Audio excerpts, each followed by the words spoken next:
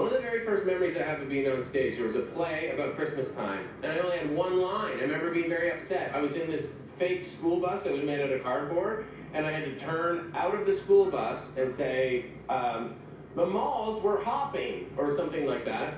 But the lead actress jumped my line, and I never got to say my line. So it was me turning the camera about to speak and then just getting really sad on the bus. That's my first time on stage, and yet I continue to do it.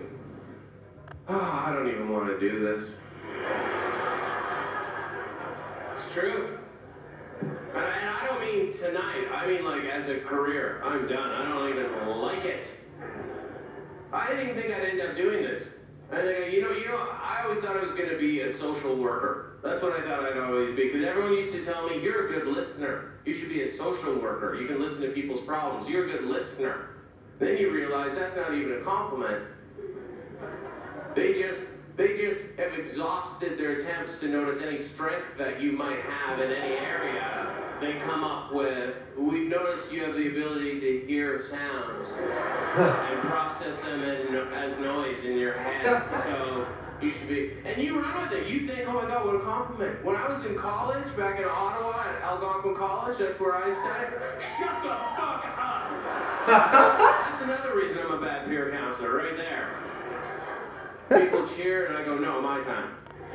But I was in Ottawa, and when I was in college, I was a peer counselor. I took all these courses, and then I'd be in the peer counselor center, and I'd wait there for other people to come in and tell me their problems. And I'll let you in on a little secret. On the chair in our peer counselor center, there was a button underneath the armrest. If the patient started talking about suicide, we were to press that button, and it would alert a more qualified professional social worker to come down and take over. I used to press that button when I was the only one in the room.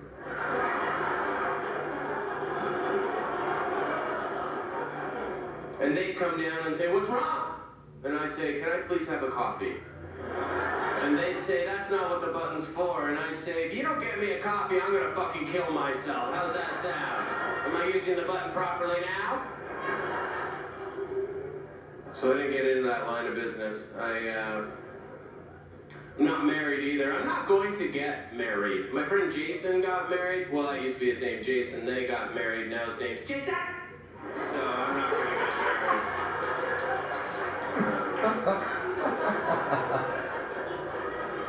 I like the volume of my name when I'm single. It's nice.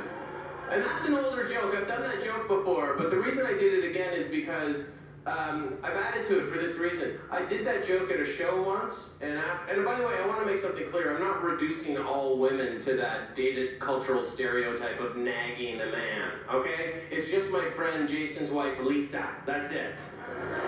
And the reason I give you that disclaimer is because I did that joke on a show, and a lady came up to me afterwards and said, I hope you don't make all women sound like that when you do impressions of them. So I want to be clear. It's just Lisa and that other lady from Montana, or wherever she was from, I can't remember. Oh. You know what I just realized? I have never had an epiphany.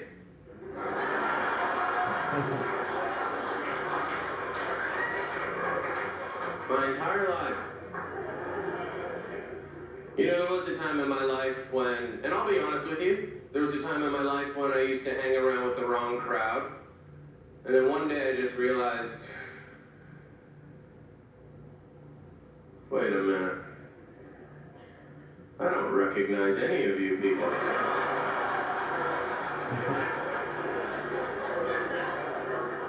Like, I have literally been hanging around with the wrong crowd. Like, you kind of look like my friend Pete, but his nipples are way bigger than yours, come to think of it. So eventually I started hanging around with the right crowd, and we did a lot of cocaine and shoplifted. So sometimes the right crowd's the bad crowd. Oh, I have breasts now. Hurdy hurt. I do have breasts now. That's why I wear sweaters. To try and cover up my tiny breasts. I still call them tiny. I do have breasts. Never thought I'd get them. I was blessed with a metabolism where I could eat whatever I wanted, never exercise, and I just ran with it. By that I mean I did no running whatsoever my entire life. And then one day I noticed I had breasts, and the day I noticed that I developed them was I was on an airplane during violent turbulence. Airplane shaking violently. And I felt this pain in my breath. I was like, ow, oh my God, I've never felt that before. Oh no, ow, what is that? Oh no, they're here, oh my God, ow. And it hurt, like there were nerve endings there. It genuinely hurt. And I was all alone in this crisis. Couldn't share that with anyone. Now the only people I relate to are 11-year-old girls. They're like, are you developing? What's next for me? Are we gonna be okay? Are we gonna be all right? Oh fuck, your dad's coming. We can't talk about this. Get out of here. Hey, bud. What's up, bud?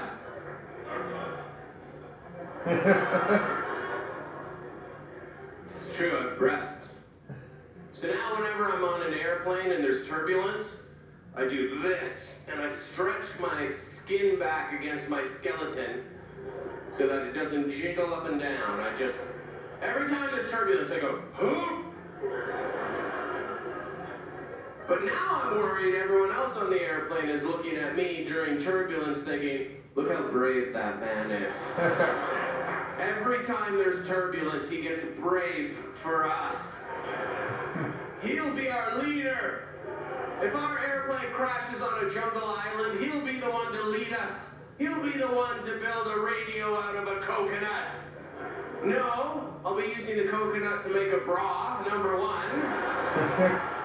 Number two, that joke's not finished yet. So we move on to the next. It is nice to be back in Montreal. Got the window seat on the way here. Drove. Not really bragging. It's a dumb joke, but it's fun to say. I fly a lot, and I don't know if you know this, if you fly as much as I do, but they have anti-anxiety animals on airplanes now. People get pets that they're allowed to bring on airplanes, and I'm not talking about guide dogs for the blind. These are people that get anti-anxiety pets issued by a doctor. So they found a connection between the soothing, calming effects of pet ownership and responsibility and the reduction in anxiety. So people bring these anti-anxiety animals and they pet them on the airplane and it soothes them. Like, I have allergies, all right? But my allergy is apparently less important than someone's anxiety. I live in California. If you go to a doctor and he prescribes you a pet, go to another fucking doctor, because that's insane. Yeah, you're gonna need a Dalmatian, sounds like. It's insane. It's not a doctor. And I live in California now where people are bringing their pets they let pets in the grocery stores. I've seen German Shepherds walking through there's food in grocery stores. Now, last time I checked, there was food in a grocery store. Dogs walking through. Next time I go to a grocery store, I bring in a pillowcase full of bats. And I'm just gonna let them go. And if anyone has a problem, I'll say, I have anxiety issues. And if I don't have bats circling overhead, I can't pick out the fresh fruit. Like, what a life.